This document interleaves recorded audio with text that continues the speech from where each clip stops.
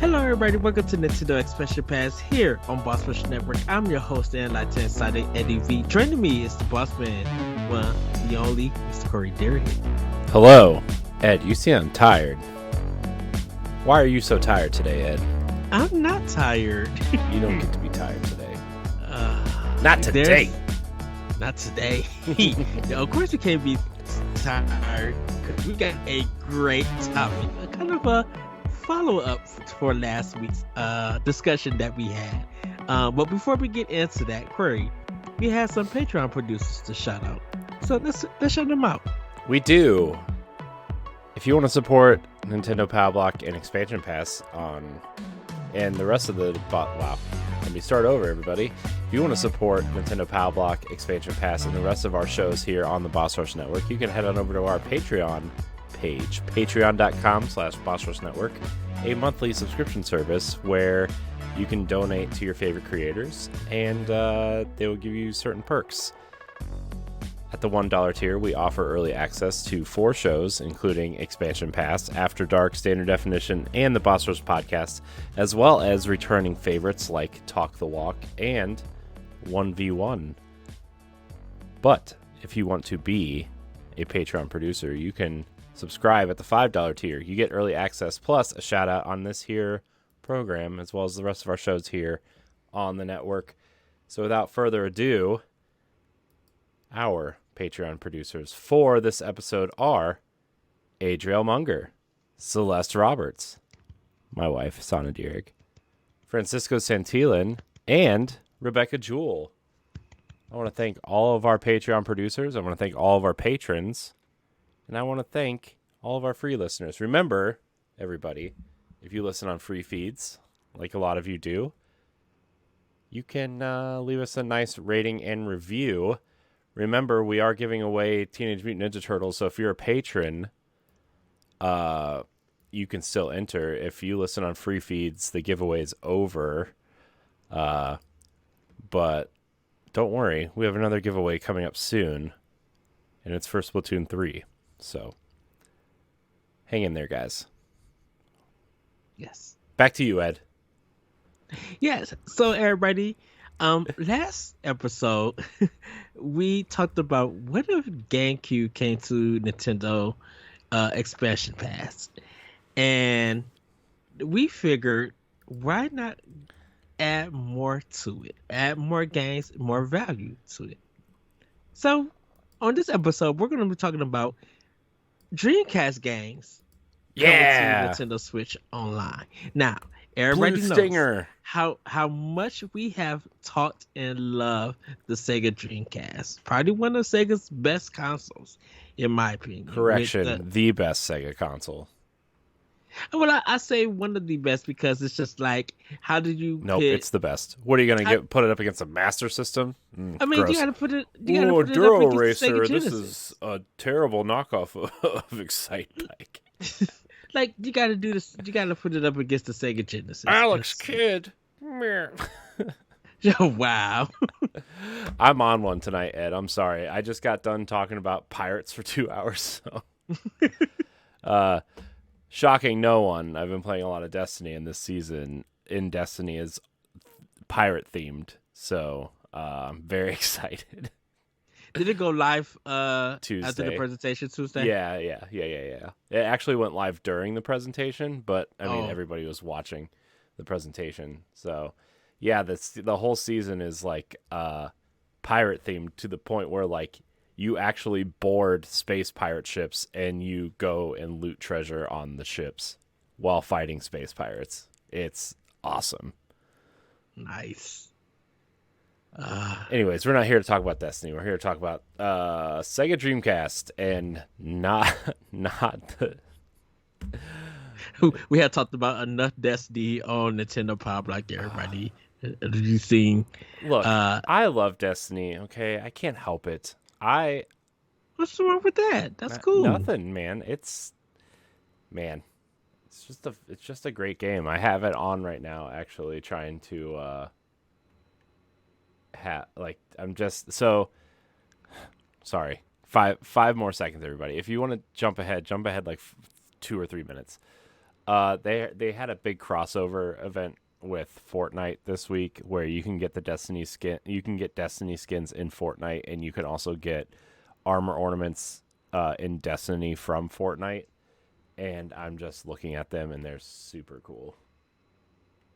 I'm not even a big Fortnite person, but I did it. So sorry, everybody. I know I disappointed a lot of you, but it's okay. Is this the last year for the Halloween stuff? No, Uh, they're doing Gundam. They're doing like robot armor this year for Halloween.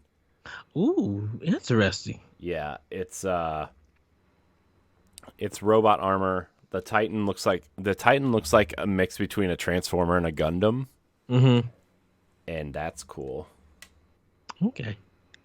I know the new DLC is coming out in February of next year, so that's one that Yep. people should look out. Lightfall.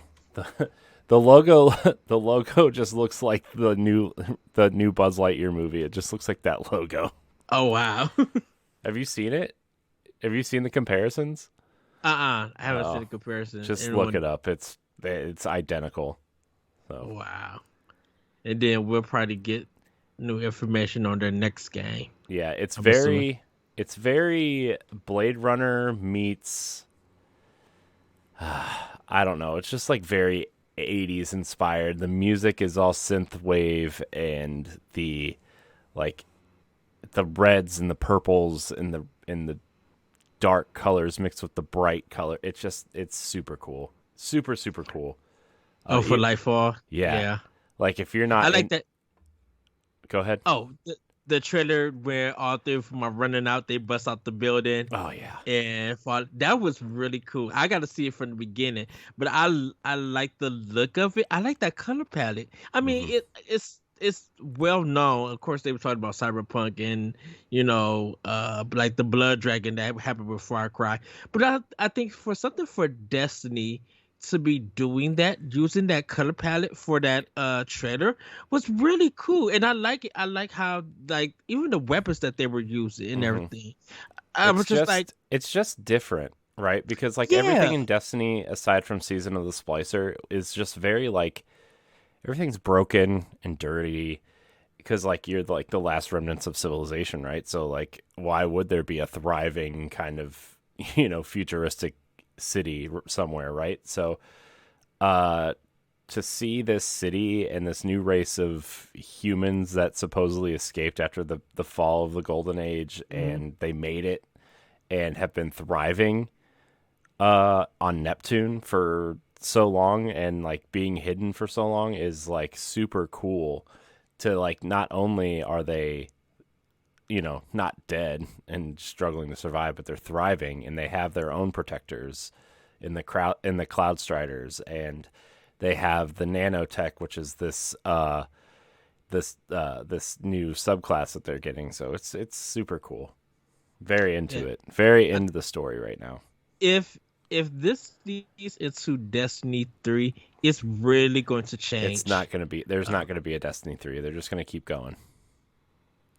but I thought this was going to be the last DLC. Nope. Final Shape is the last DLC of the Light and Darkness saga, but Destiny is going to continue to grow after that. So, So not the actual 3. yeah. So we'll see.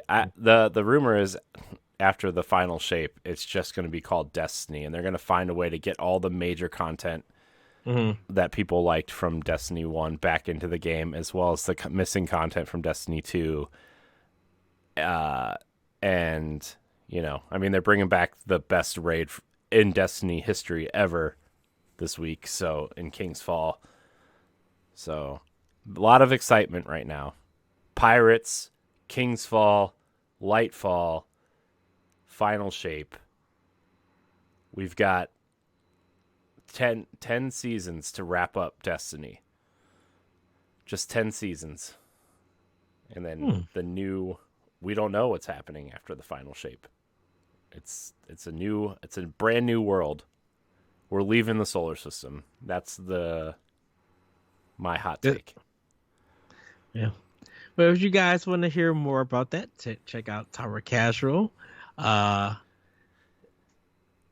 to get more info. Well, you probably have heard more about it, but Yeah, the you guys have guys. heard enough about Destiny on the show. I'm sure. Look, I'm sure people who know that I do Destiny show will already listen, and if they don't, they're not interested. Well, I mean, it's kind of good to talk about that because, like, if Metroid went the same way, like Metroid Prime went the same way, even with Federation I mean, Force. this is what Federation Force tried to do, though, right? And everybody got Hmm. mad. Which is, I'm still like all for a Federation Force style game that's not Federation Force.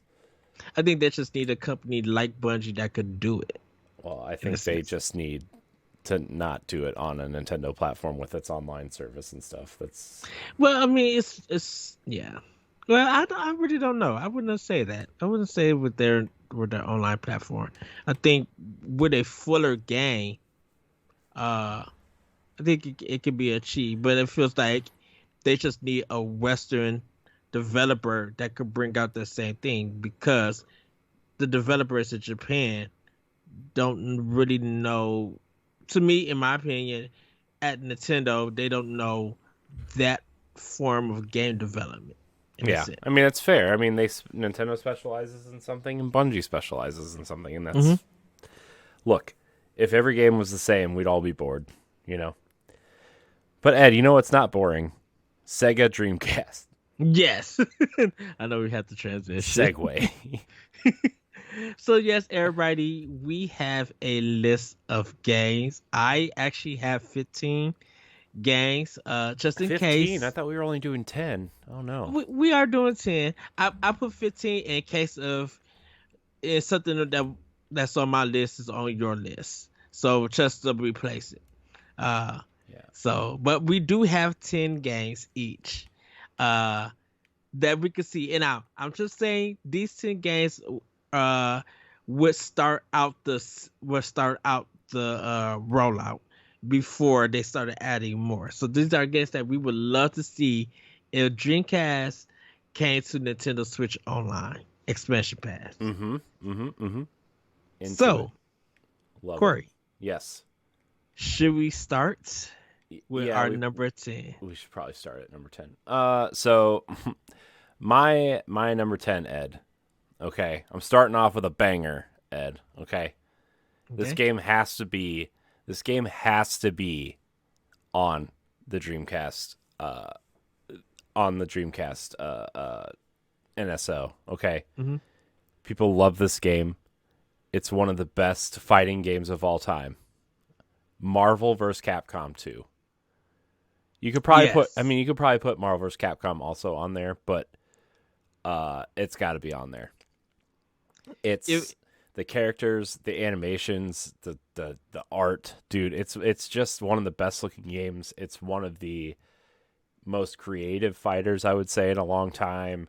yeah. And I would say nothing still beats it to this day in terms of a team-based fighter. You know, it's so cool. I love Marvel vs. Capcom 2. I didn't play a lot of it, but what I did play, Mm-hmm. you know, until I started playing other people and getting my butt kicked, like it's awesome.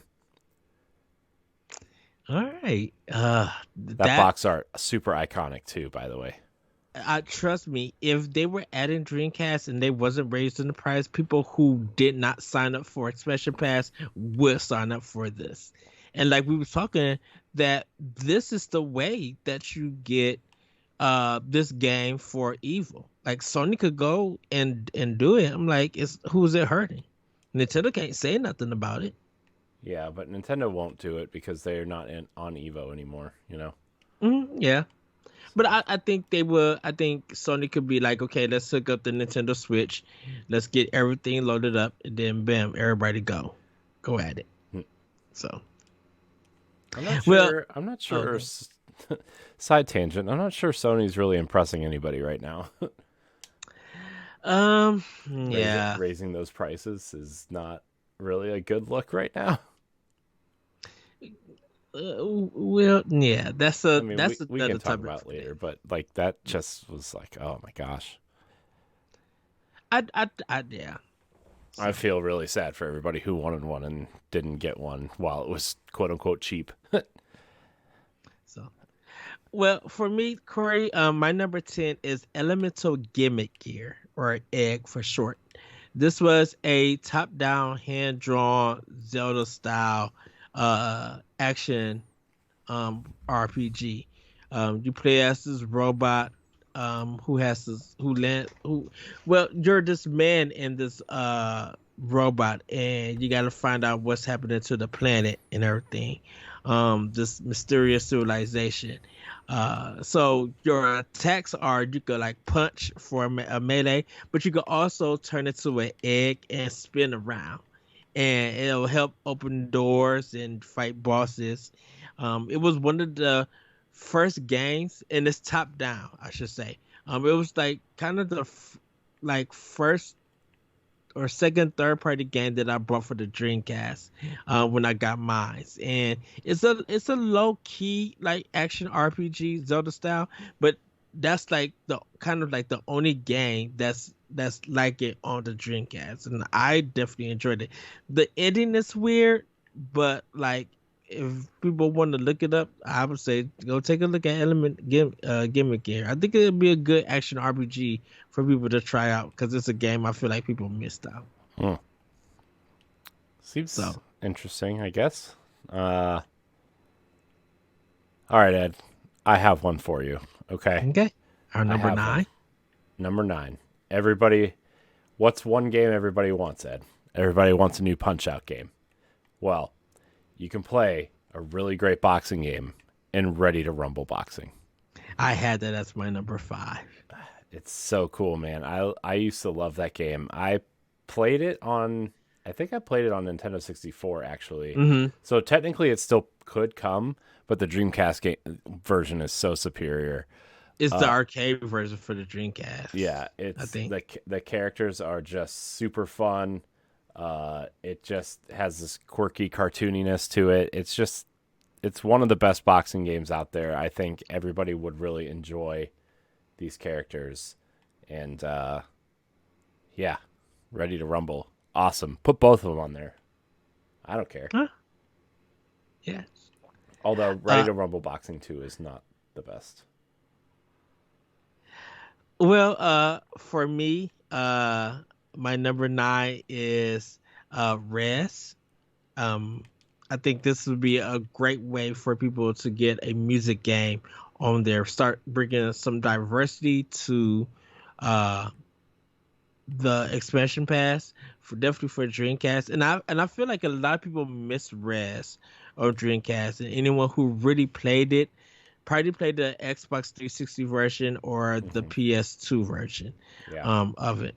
But I would love to play the original version, or even I think it's on PC too now.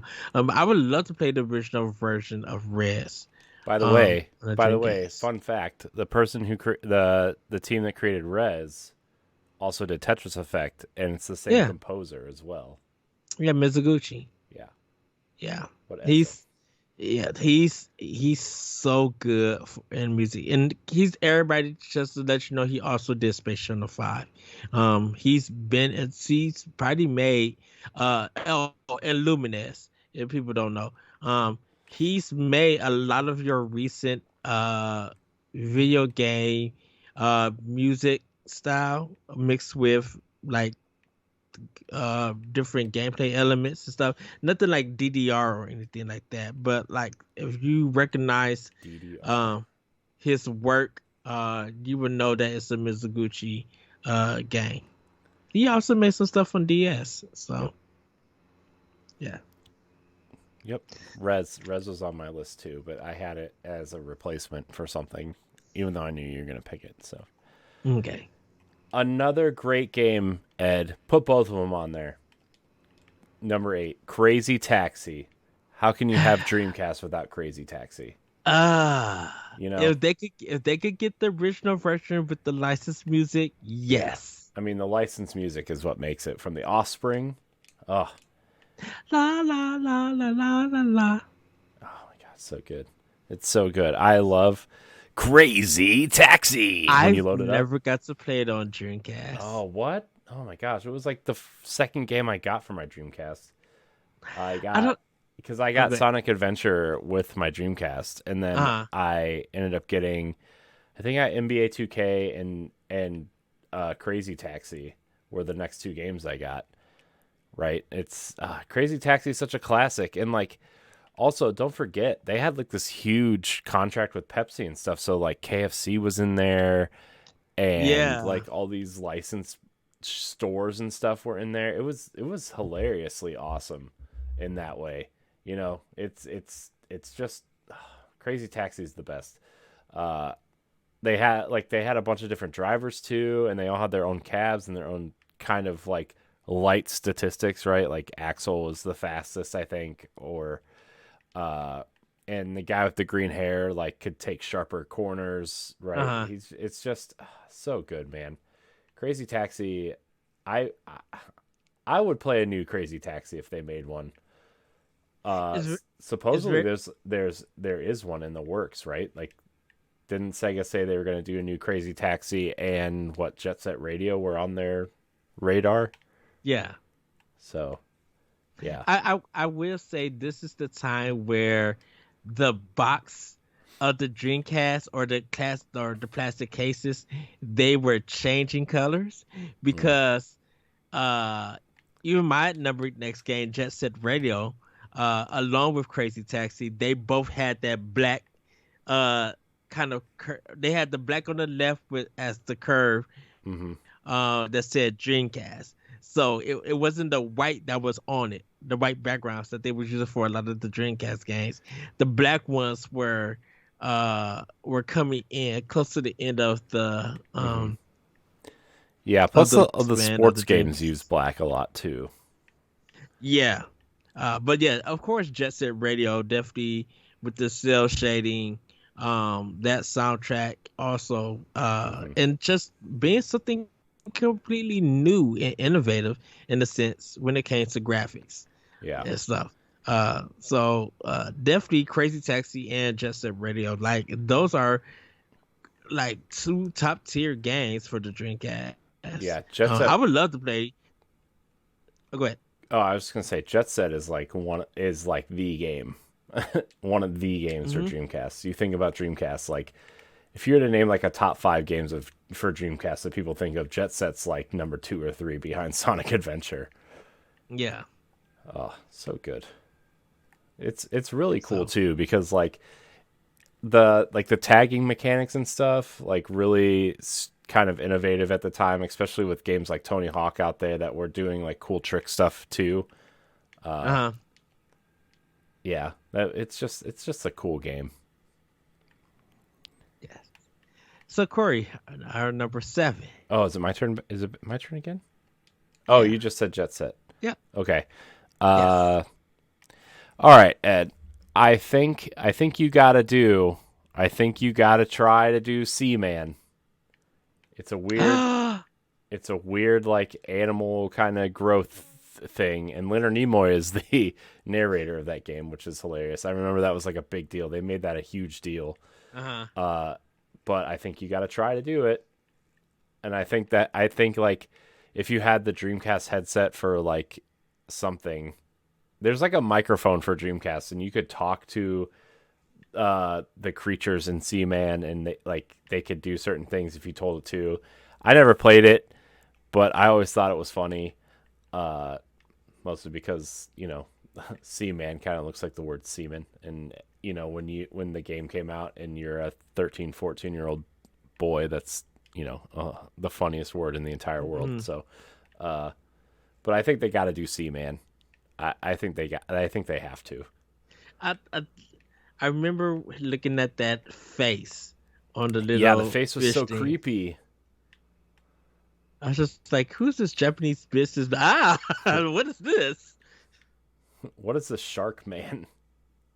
Ah, Oh man, what a well, Corey. Speaking of scary stuff, oh no. Resident Evil 3 Nemesis. I played this one. I feel like Nemesis is way better than Code Veronica when it comes to the Dreamcast. Um, and because I played it there. It's very weird. I played the Resident Evil series like on about Those five or games are six. super hard to find. Those games are super rare. Yeah. I remember looking for just like when I was collecting Dreamcast games for a while, like Resident Evil 2 and 3 and Code Veronica are all super hard to find. Hmm. Yeah, you had to buy those games when they were available. Yep. Because Resident Evil 3 was also one of the black cases. But yeah, I played and beat Resident Evil 3 Nemesis on the Dreamcast, and it Oh, that's so ran wild. so dude, it ran so smooth, and it's kind of, when we were talking about Square Enix being a big supporter of Switch nowadays, Capcom was really a big supporter on Dreamcast. Oh yeah. They was putting a lot of like new games, like ported games and arcade games on the Dreamcast. Like no other console really was getting a lot of their games Yeah. in a sense. I mean, Capcom was like, I mean, you're thinking about like, I mean, you think about Resident Evil, but also like Dino Crisis and the fighting game scene on Yeah. Dreamcast was huge. You know, Capcom was all over the Dreamcast. Oh yeah. Very big. And people were like, it kind of felt to me in that sense that Capcom was going to be, if we put our game on Dreamcast, because no one is, we know that we can get easy profit if people who own a Dreamcast want these games and this arcade quality and this easier to port. Then bam, let's put it on that system. Well, I mean, I anything that was on PlayStation, like within like the PlayStation 1 from 1990, I would say from 1998 to 2001 ended up on the Hmm. Dreamcast, right? Like, I mean, Yeah. you think about not only Resident Evil, but you think about Tony Hawk was huge on Dreamcast. Oh yeah. And then like also you think about the fighting games, like Dreamcast was the place for fighting games. I mean, Yes. Saturn too to an extent, but like you think about Street Fighter versus X-Men, Third Strike, Marvel vs. Capcom, Soul Soul Calibur. Calibur, Virtual Fighter. Like you think, like all these games are Dreamcast games. Like I think of all those games as Dreamcast games. Even when people are like talking about the PS2 and Xbox versions of Marvel vs. Capcom 2, I'm like, Dreamcast guys, come on, that is Yeah. a Dreamcast game. The Dreamcast was able to handle those games more efficiently than the PlayStation was. Yeah, well, I mean, when it came out, I mean, granted, the PS2 was out a year later and Hmm. annihilated it, but like at the time, it was the most powerful console out. Remember, Yeah. everybody was like, it's the first 128-bit console, when really it was like kind of a little bit more powerful than the N64. But yeah, man, Dreamcast on the fighting game scene and Capcom really supporting it, right? Did Mega Man Legends ever come out to it too? No. No. Mm-mm. Also, like Capcom vs SNK. Like, man, there are so many fighting games on the Dreamcast, and they're all good. So good. Yeah. Man, Dreamcast, man. Can we get a Dreamcast HD? Can we just, like, you just put out a Dreamcast with an HDMI cord and we can just play Dreamcast games? Apparently, also, like, Half-Life came to Dreamcast, which was a huge deal. Yeah, I 'Cause- remember reading it, and I just don't, I never knew why it got canceled though. Yeah, I don't. It's I fine. mean, I think that yeah. It's fine.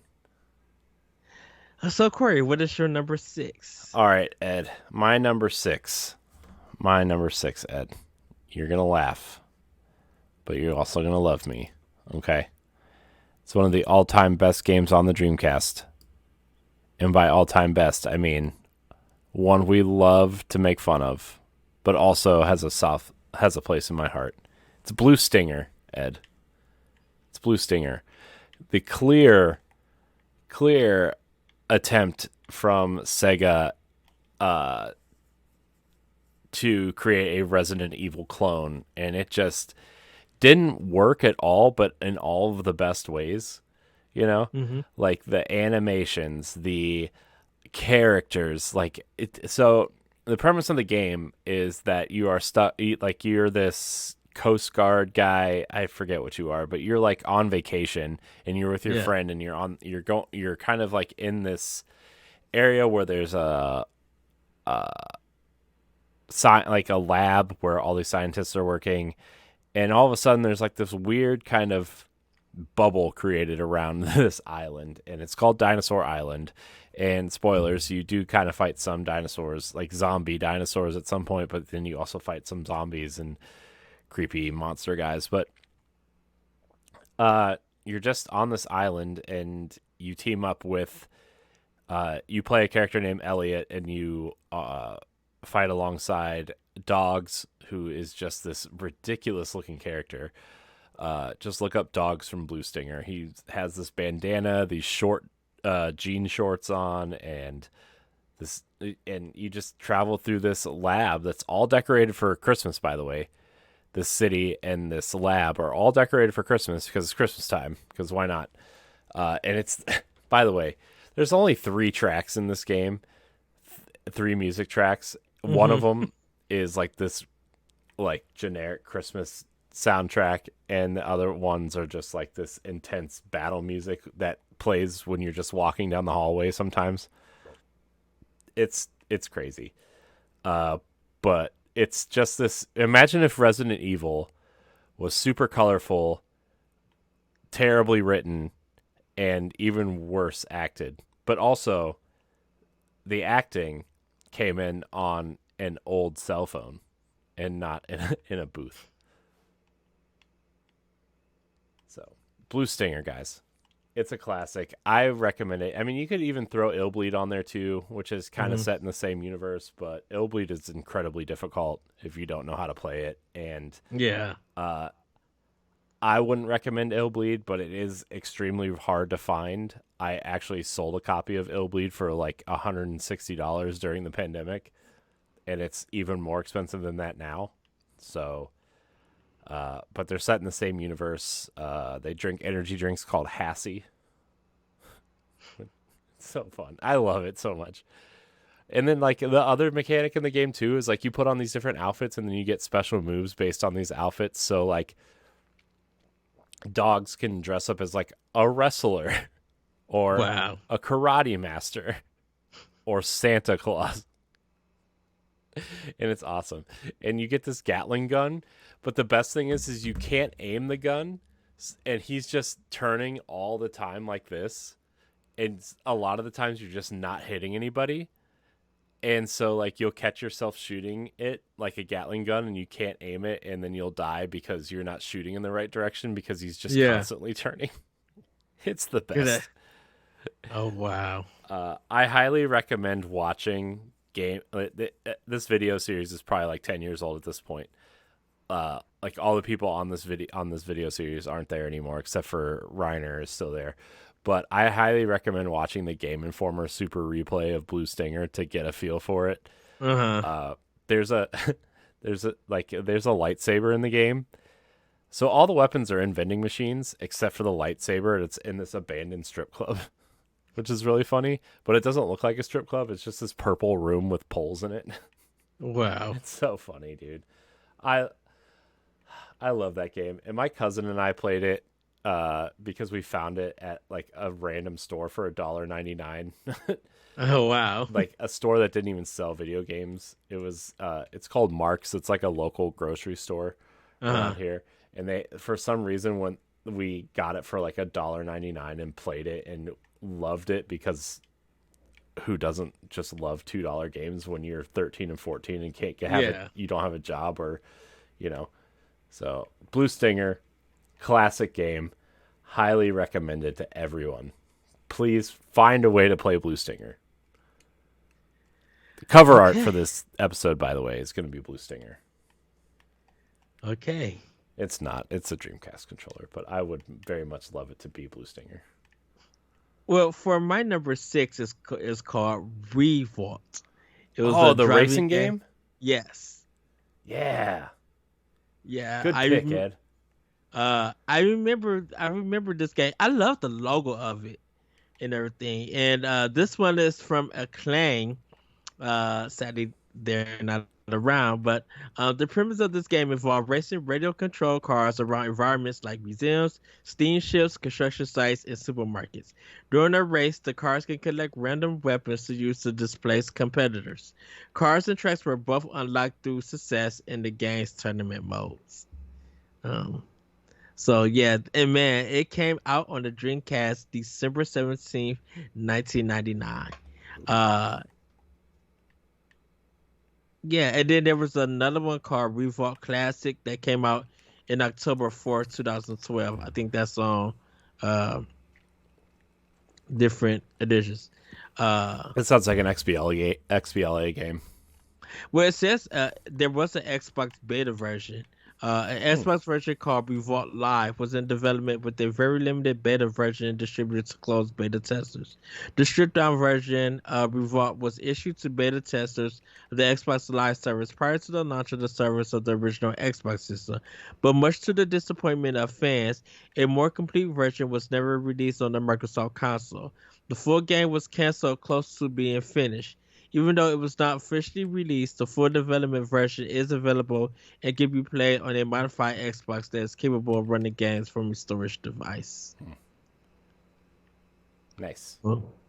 So, I remember uh, that logo because it was like all caps and kind of like squared off letters with a lightning bolt in between it, right?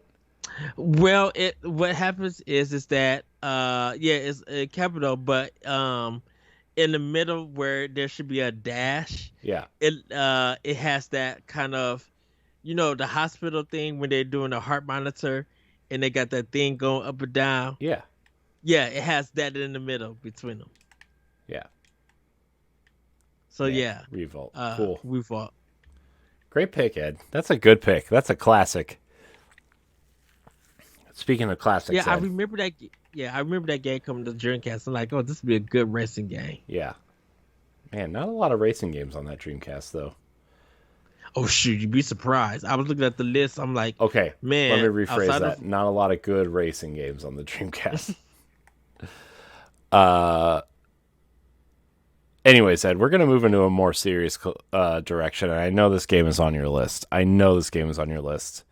Skies of Arcadia, one of the best. actually, It's not on your list? no, What's wrong with you? Oh, man, one of the best RPGs ever. yes, Oh, man, that game is so good, man. Like, you're a sky pirate, and you kind of just go on an adventure with. Yeah, it's so good, man. I kind of almost forget most of it because I haven't played it since like 2001 or 2002 when hmm it came when it came to GameCube, which is the better version. There's extra quests. I think there's an extra character, uh, but yeah, you're just trying to like kind of going on a quest to overthrow a terrible government and kind of make the world a better place. It's like kind of a generic story, but the characters are fun. The character designs are cool. The box art is super iconic with like them with the like the logo of the game, and then you have like the yeah, orange sky behind them. It's so iconic. And you put I think it was a Black Label game actually. So like you put that Black Label next to the orange sky. It's so iconic, man. I don't. Oh man, now I just want to bust out my Dreamcast and play games on it, but I don't really have any TVs that it'll work on. I have a HDMI switcher that I can plug composite cables into, but that seems like a lot of work. Don't really want to do that. Mm. Anyways, Skies of yeah. Arcadia, everybody, great game. It just would have been such a given. So I mean, I think there's probably Well, yeah, one game on here that is one or two games that's on here that's given that's from me. Um, but I kept it off because I'm just like people know that I would love for that to come. Like that's expected to be on there. We're talking about we're talking about games that we know that should be on there. Skies of Arcadia, yeah. Well, the only thing that I didn't like about Skies of Arcadia was those battleship segments. yeah, but also it was a Dreamcast game, and every Dreamcast game has annoying things in it, right? It's Yeah, just like N64 when you go back to your favorite games and you're like, oh man, that sucked. I remember that, and I remember how every game after that fixed that because people knew that was annoying. Yes. Well, my number five was Ready to Rumble boxing everybody, but I have a replacement for that. And the reason why I didn't put Skies of Arcadia, that was part of the other five, like my bonus ones. Yeah. So that's why I didn't put it on there. No, that's fair. Uh, Mine would be Sega Rally Championship 2. For it. Because I think you need a first party racing game from Sega. Hmm. And I know the Sega Rally series is really popular. So I would go with that one on it. Okay, I think Sega will want to get one of their own racing games on there.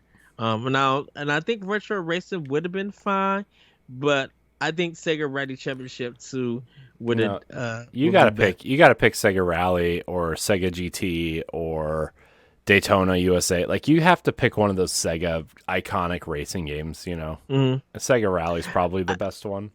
How does Sega end up having so many racing games under their names? I don't know, man, but it's great. I love it. I remember playing Sega GT like all the time Hmm. because like everybody was playing Gran Turismo and I didn't have a PlayStation, right? And Nintendo 64 didn't have any racing games except for Mario Kart, so it was the only way you could play a semi not like realistic racing game, but just Hmm. like something that felt different, and Yes. Sega GT was that game for me. Although I know a lot of people really like the rally games. And of course, Sega had a lot of the racing games that were from the arcade that Yeah. came to Dreamcast. So, I mean, that was just like an easy port in a Yeah. sense. Well, I So, mean, Dreamcast. I feel like Dreamcast went the way of like we got to feel a part of our catalog has to feel like an arcade at home situation. hmm You know. because the chip that was in there was definitely designed to be where you you make your game on it and then just port it over to the Dreamcast with ease because it was like kind of almost arcade based, arcade board in a sense. Yeah. So So, Dreamcast. all right, Corey, we are on our fourth game. What you got? We are. We are. So I guess this one's probably a given too, but it's just so iconic that I don't know how it couldn't be on there. Cult classic Power Stone is kind of like a Yes. 3D arena fighter. Um, Kind of cool mechanics, really weird characters, just really something. I mean, it's it's fun. I think there are better games like this out there. I mean, Smash is way better. I think if you're gonna go for that weird, crazy kind of fighter. Uh, but at the time, like we didn't have Smash yet, and Power Stone was like the thing. So I mean, I guess we had the first Smash Brothers, but I mean, it was nowhere near what it is now. I mean, N64 Smash compared to this is nothing. Yeah. So, but Power Stone, I guess you could throw the second one on there too. Did Power I, Stone 2 ever come out here? it came out, but not in the arcade. It was very because EGM did a review for it, but it was really limited in quantity. Yeah. I mean, well, it came, I guess I just didn't know if it ever came out on the Dreamcast because by the time it was coming out, like the Dreamcast, they had already pulled the plug on the Dreamcast at the time. So, Yeah, man, that was so sad, man. The Dreamcast, what a and I had literally had my Dreamcast a year before they pulled it. yeah. I mean, it was I had only had it for a couple months. Like I think I bought it afterwards, like after they pulled the plug, Hmm. and I like it was like $99 with Yeah, that's how two much I memory got mine. cards, a Rumble Pack, Sonic Adventure 2, Sonic Shuffle, like all these games, and I ended up getting like NBA 2K and NFL 2K, and like I got like 10 games like super cheap. Yep. Me and my friend, we went to like 8 to 10 GameStops buying Dreamcast games Yeah. because they were trying to get rid of them. So there was games that we were getting like for 25 cents, a dollar, You know, Hmm. they was just trying to get as rid as much as they can. We came home with about like 13 games. Yeah. Like I wanted a Dreamcast, but I, you know, I had an N64 at the time, and Hmm. we were kind of like, well, you should probably play the system you have instead of wanting another one, and so I never got a Dreamcast until it was super cheap, and which was the case for a lot of people, I think. Yeah, yeah. Man, Dreamcast, man, what a system, what a console. Well, everybody, I have another survival horror game for you, Nightmare Creatures 2. And the reason I chose this game is because this is a game from Konami. And I completely forgot that Konami was on the Dreamcast. Yeah, I forgot that they were too. I guess I don't even know any Konami games on the Dreamcast. Yeah.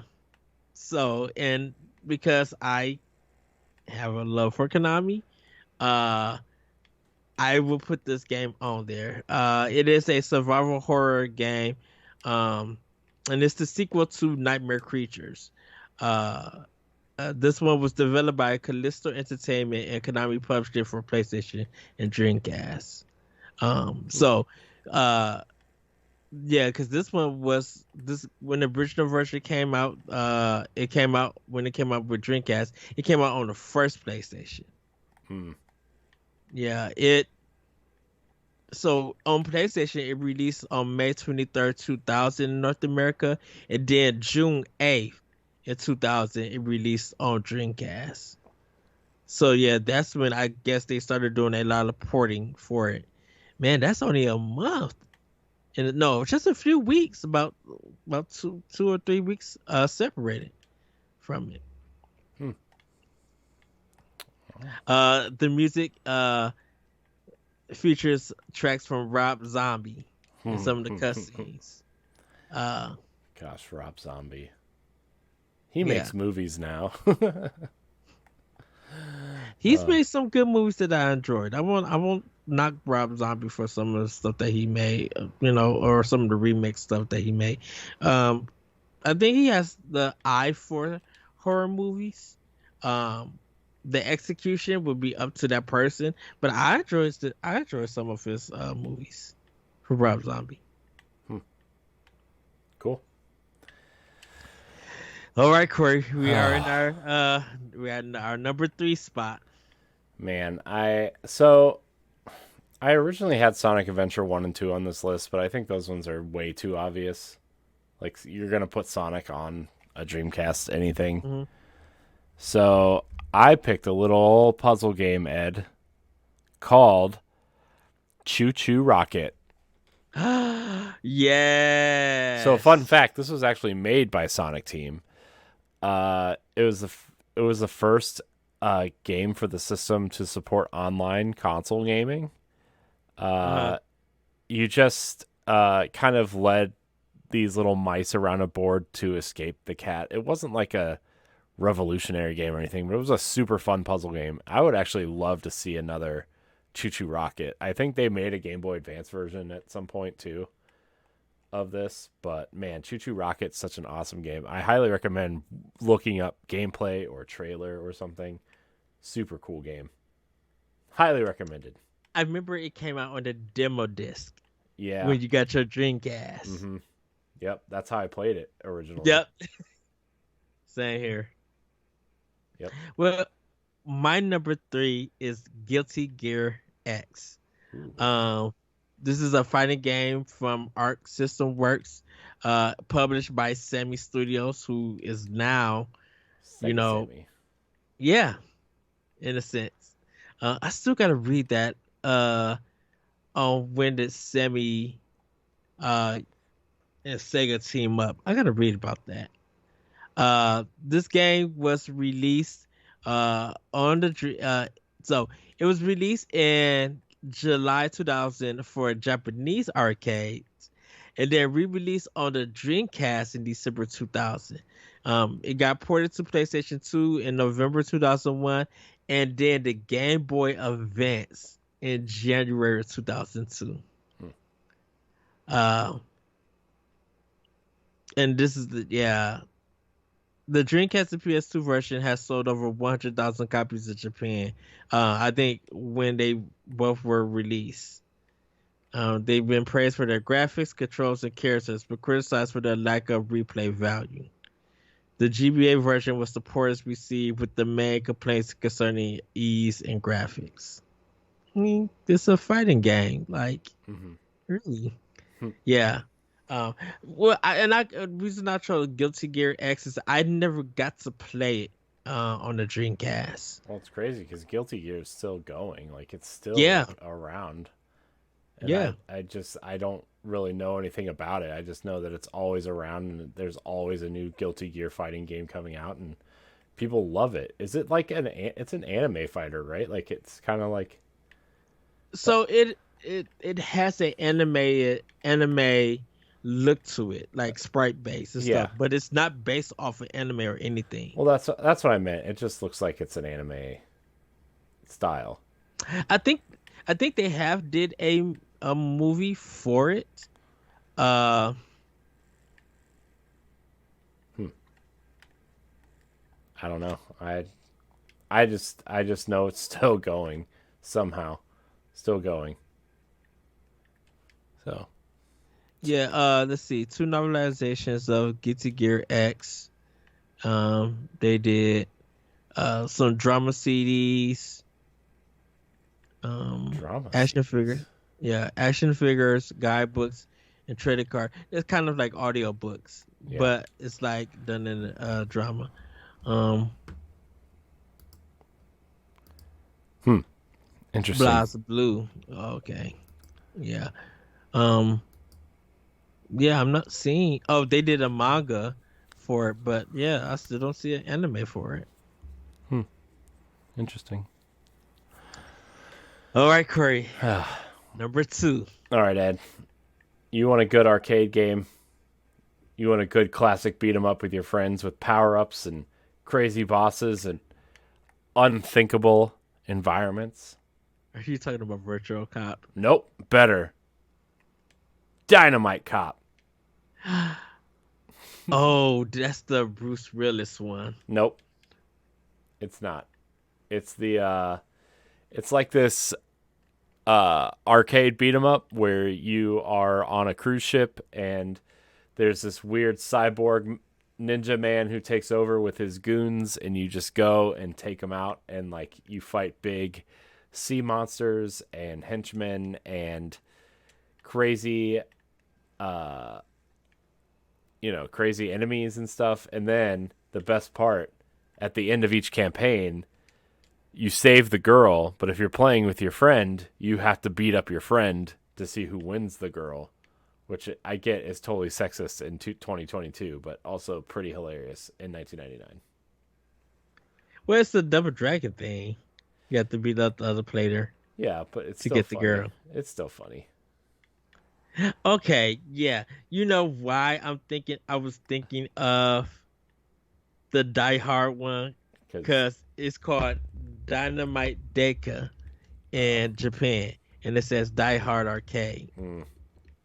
gotcha.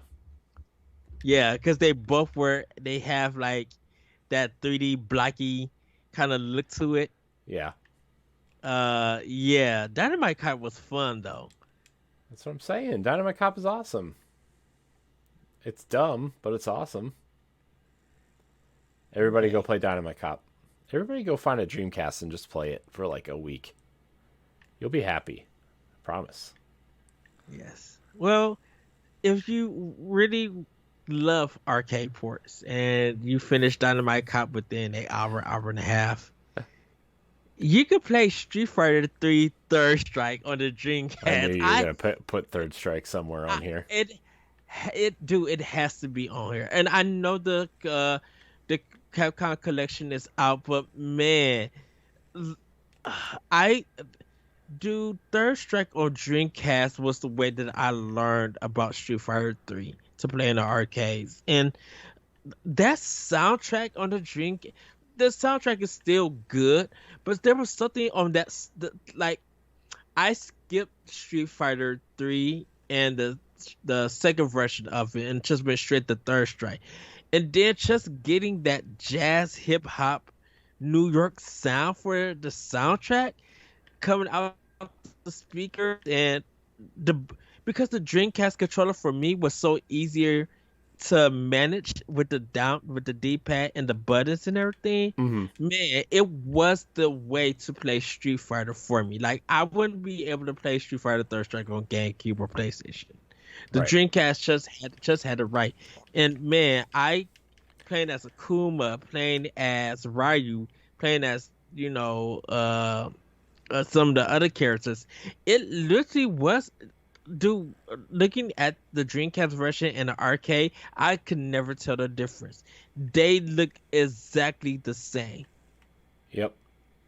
Well, Like, that was the cool thing about Dreamcast is like it just looked like the arcade versions. yeah. And because what ended up definitely happening here in Illinois, in my area, was that Third Strike and all the Street Fighter 3 never came to my area. I couldn't even find it in Chicago. Like any place that I tried to go to in Illinois to find it, it was never there. So when it came out on Dreamcast, um, I think that's when I started seeing it like at other like people I guess was getting like um the arcade board, like people were selling it I guess online, and they were like people were buying it and making like their homemade arcade stands and stuff for people to play it.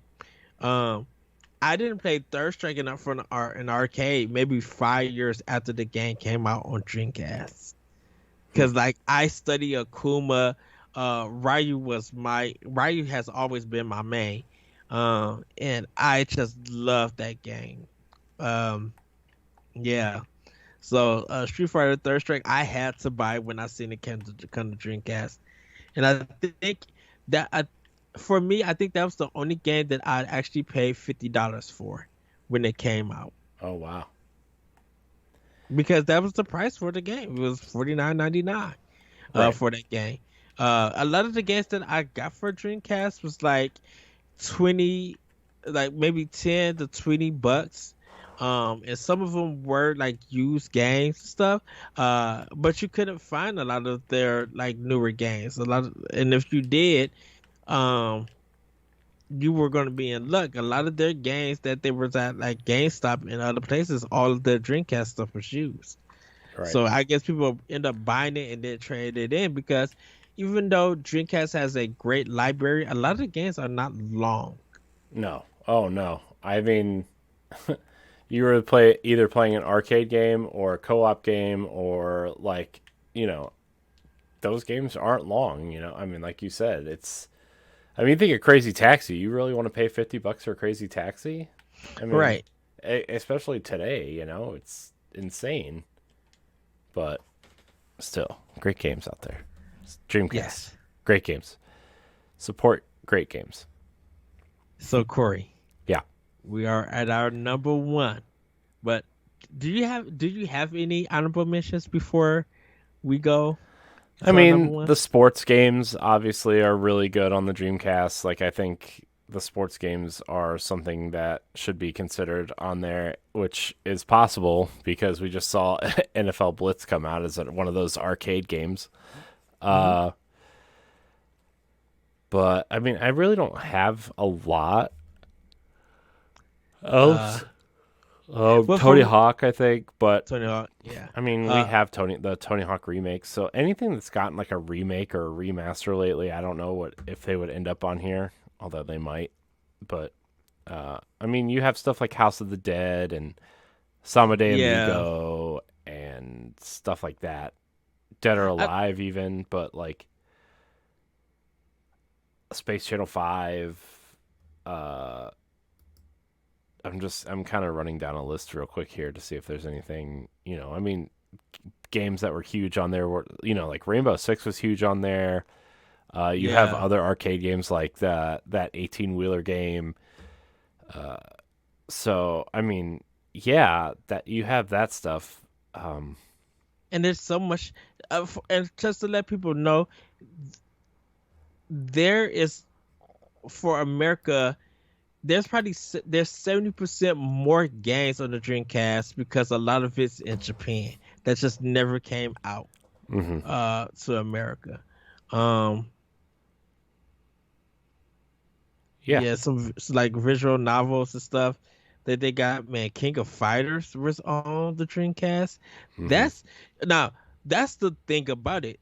So King of Fighters, Europe never got any of them. We only got 99 Evolution and Dream Match 99. And then the other ones, it's all been in Japan. So people didn't really get to play King of Fighters. Right. uh with it. Kiss Psycho Circus the Nightmare Child That sounds terrible. from Take Two Interactive. Uh, Wait, is that your pick? No, no, Oh, that's I just was gonna something that say. no, that was just some stuff that I was reading online. I was gonna Mine say, is Ed, are you feeling all right? You okay there? Mine's is KO the Kangaroo, like a 3D platformer. Worker of Lotus War, Advent of Cardis. I just found out about this game. I know there's a Worker of Lotus game that's out now. That's on Switch. That's like a Metroidvania. I beat it on Xbox. I got a review on it on Boss Rush, so you guys can check that out. Um, Skies of Arcadia I mentioned, and then Zero Gunner 2, which is a Capcom shoot 'em up. But this one is like it's very different. It kind of auto scrolls slowly, but you can move around the screen, so it's not really vertical or horizontal. It looks like it's it it's it's a full screen, but you could just move anywhere. So if you think of like Geometry Wars, it's something like that in a sense. Hmm. Um, in movement. Yeah. So, Okay. but Well, I mean, my last pick would be I think people would go nuts over, and uh, it's a super important game because it kicked off this whole important kind of might say it's the original game as a service, Fantasy Star Online. yeah, I think that game would be massive, massive on the Switch, given the popularity of MMOs and even Fantasy Star 2 right now on Xbox, right? That game is yeah, still pretty massive. New Genesis launched like late last year, early this they, year, something like yeah. that. So, yeah, I mean that's something that would probably need to be considered is that it's an important franchise. And you look at WoW, you look at Final Fantasy 14, you look at Destiny, you look at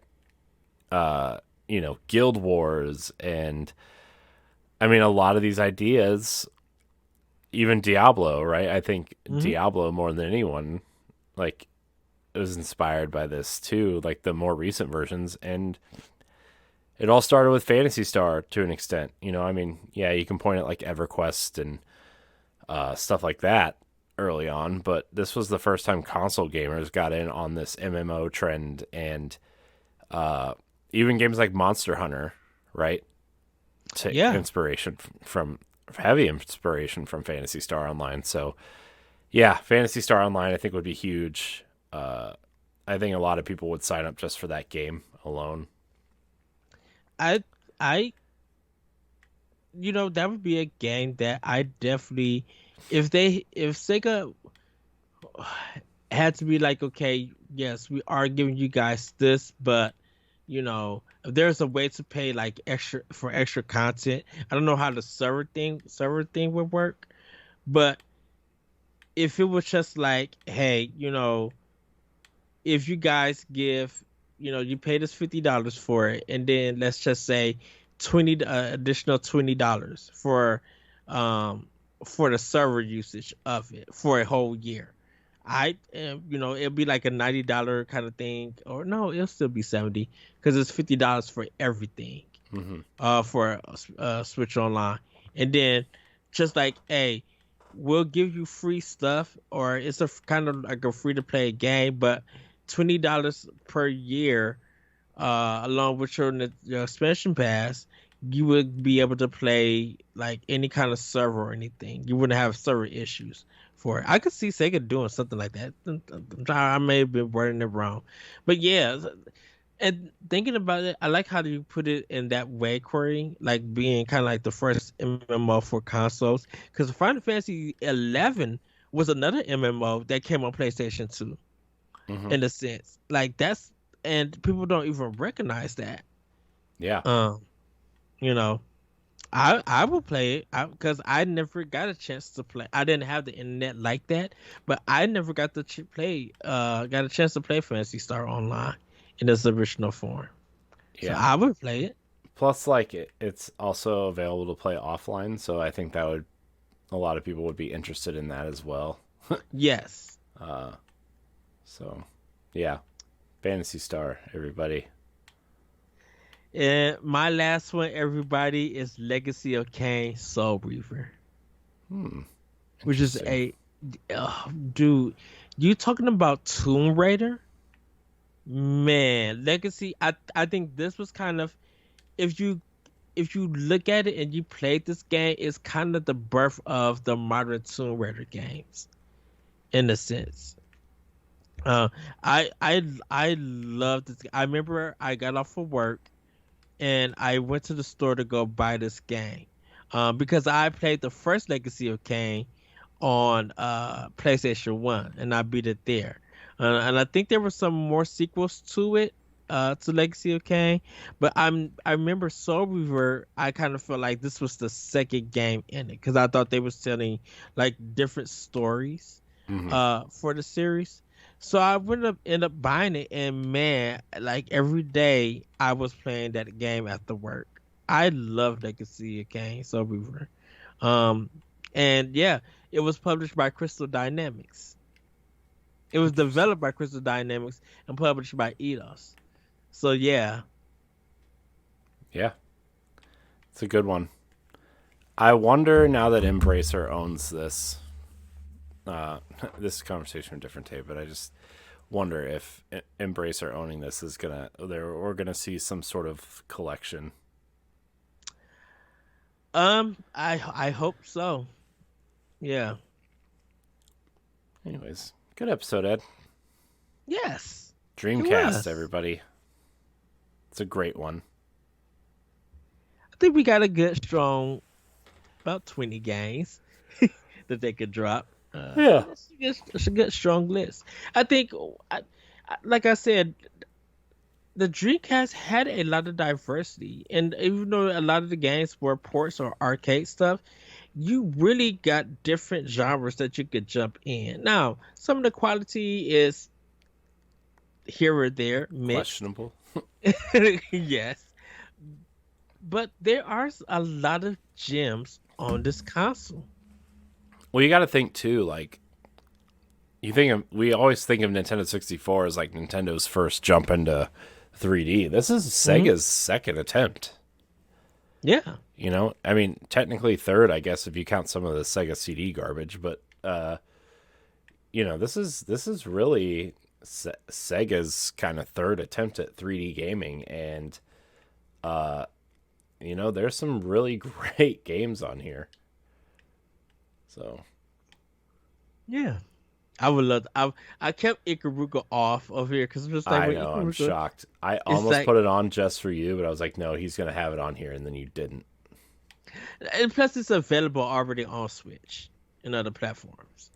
So, that's why I kept it off. I was trying to look at games that's like, what games that we know that we rant and rave about that we always bring, and games that's already on the console probably won't come, is what I tried to avoid. So I tried to make up a list of different stuff on there and Hmm. everything. You know, Eh, so maybe if Tony Hawk did come to Dreamcast, I would play it because I never played the original Tony Hawk. I never played the Tony Hawk game in at all. What? Yeah, it wasn't my thing. Ed, killing me, dude.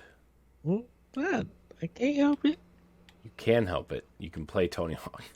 Hey, you didn't play Ikaruga, so we're in the same boat. No, Tony So Hawk was way more popular than Ikaruga. Don't even compare the two. What? I'm just saying playing the gang. I know Tony Hawk is popular. I just never played it. Ikaruga's not that popular, but Oh you my never gosh, played Ed. Get me out of here. it. Well, everybody, that is our list. We definitely would love to know what you guys, what your list would be.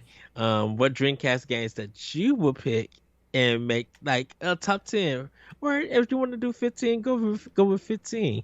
We would love to hear your list. You can post that at Power Block Podcast on Twitter, correct, Corey? Yep. Yep. Or you could go to our Nintendo Power Block Discord channel, because we now have a Discord for Nintendo Power Block, that you guys could go and talk to us about games. Well, it's all not things really Nintendo. active yet. Oh, It's fine. I'll cut that part out. okay. So yeah, I mean, you could post your list on our Discord for Boss Rush. But we would love to see what you guys will put on the system. Corey, where can we find you? You can find me at I am Corey HC on Twitter and Instagram. You can find me on Nintendo Power Block and the Boss Rush Podcast and various other things here on the Boss Rush Network. Yeah, you guys can find me on Twitter at that retrocode and on Instagram at that retrocode. You can check more of Nintendo Power Block and Expansion Pass on bossrush.net and on our YouTube channel, Boss Rush Network. With that, everybody, have a great week, have a great weekend, and we'll see you next time on Nintendo Expansion Pass. Bye, everybody. Bye.